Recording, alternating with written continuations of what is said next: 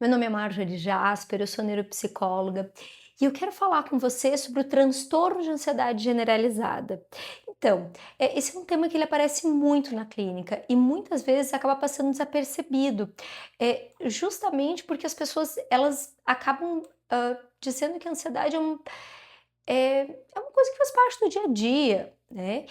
Mas eu queria começar dizendo que a ansiedade ela não é simplesmente pensar demais. Hoje em dia a gente vê muita gente falando, eu sou ansiosa, minha cabeça não para, eu sou muito acelerada, quase como se isso fosse um traço de personalidade. Mas existe uma diferença muito grande entre sentir ansiedade diante de uma situação específica e viver todos os dias como se alguma coisa ruim de fato fosse acontecer, sabe? É, um transtorno de ansiedade generalizada é como se o cérebro ele não conseguisse desligar. A pessoa até pode estar em um momento aparentemente tranquilo, mas por dentro existe uma sensação constante de preocupação. Ela pensa no trabalho, na família, no dinheiro, na saúde, nos filhos, no futuro, no que pode dar errado. É, é quando uma preocupação, assim, quando uma parece que ela se resolve, quando uma angústia reduz, logo aparece outra, e aí é como se a mente estivesse sempre procurando um novo motivo para antecipar. Gente, isso cansa muito. Porque o corpo ele não entende que aquilo é só um pensamento. Tem uma coisa que eu gosto muito de utilizar como exemplo. E vou fazer aqui contigo, que está me escutando. Neste momento, não pense em um cavalo branco. Você pensou, né? E eu imagino até que o teu cérebro colocou aquele cavalo branco em algum local específico. Agora não pense que esse cavalo branco ele está próximo de uma casa vermelha, com cor vermelha. Lógico que você pensou. Lógico que tu até imaginou aquela casa vermelha. Posso estar muito enganada. E depois me conta aqui nos comentários. Marjorie, eu não pensei, isso não aconteceu comigo, não tinha cavalo branco nenhum, casa vermelha nenhuma, tá? Mas eu acredito fortemente que você sim pensou no cavalo branco, pensou na casa vermelha, enfim, tá? O que acontece?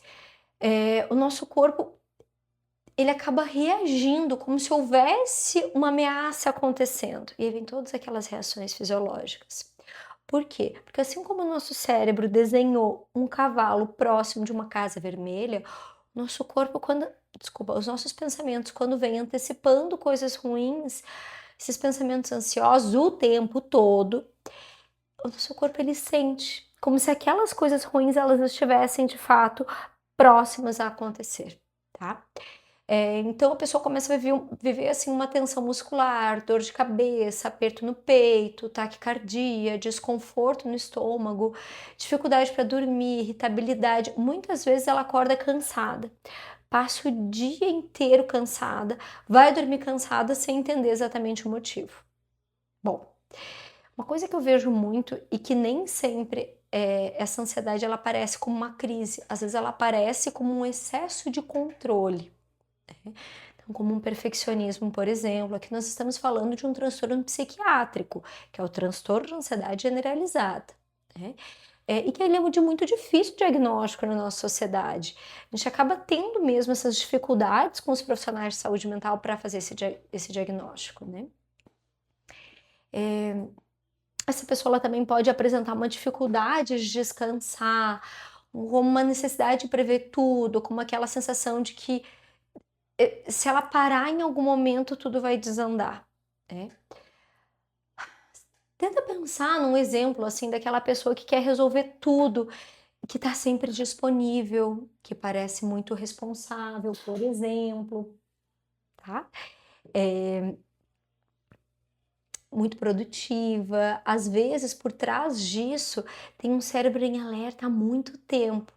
A pessoa não para porque se ela para, ela sente culpa, por exemplo.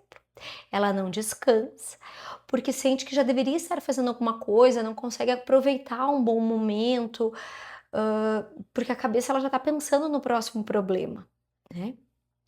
Bom, aqui entra uma questão muito importante, sabe? muitas pessoas, elas confundem ansiedade com personalidade.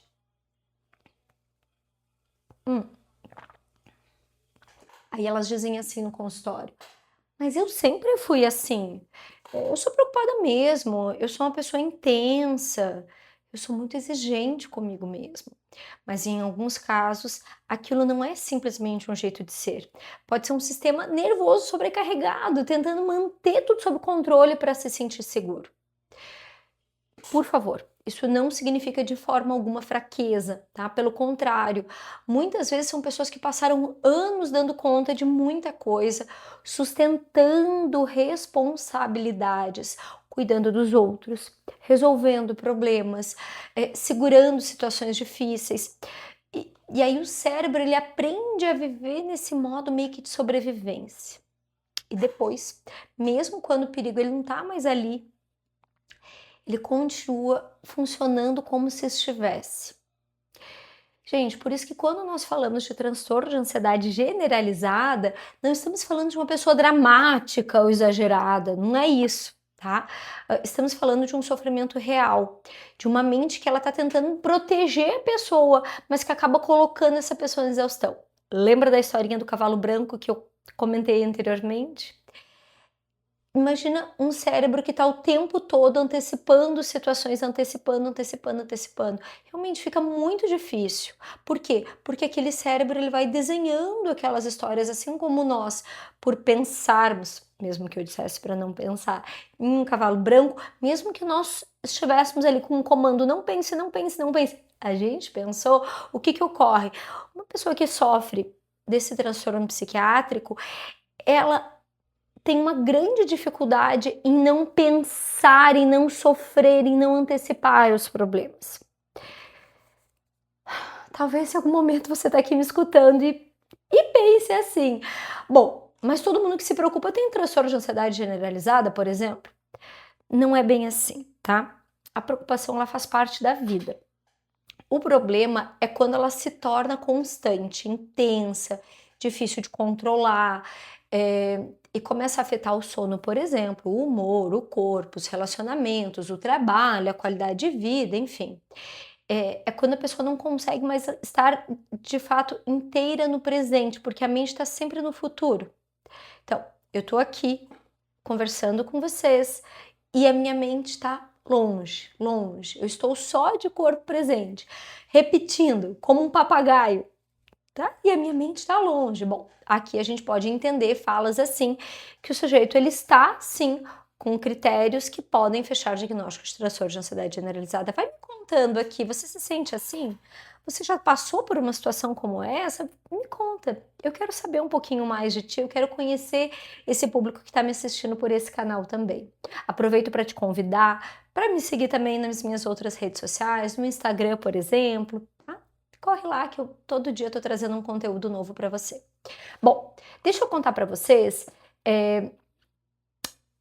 que quando essa pessoa ela não consegue se manter no presente, a mente dela tá nesse futuro, esse futuro ruim, difícil, tentando prever, evitar, controlar ou impedir que algo aconteça, realmente traz muita dor. Mas o que é mais importante entender é que o tratamento ele é super possível. Psicoterapia não é porque eu sou psicóloga, mas sim, claro, com certeza, eu vou falar de psicoterapia. Psicoterapia ajuda muito, principalmente um tipo de psicoterapia que se chama psicoterapia cognitivo-comportamental ou terapia cognitivo-comportamental, a famosa TCC, ou as terapias cognitivas de forma geral. Ajuda muito, muito, muito, porque a pessoa ela começa a perceber os seus padrões, seus gatilhos, a sua forma de funcionar. Gente, em alguns casos, em muitos casos, o acompanhamento psiquiátrico também é importante, tá? Além disso, assim, todo um cuidado com sono, com rotina, com atividade física, redução de sobrecarga, momentos reais de pausa também fazem a diferença. Mas o primeiro passo, sem dúvida nenhuma, é perceber. Perceber que talvez aquilo que a pessoa chama, ou que você mesmo que está me escutando, chama assim, é o meu jeito.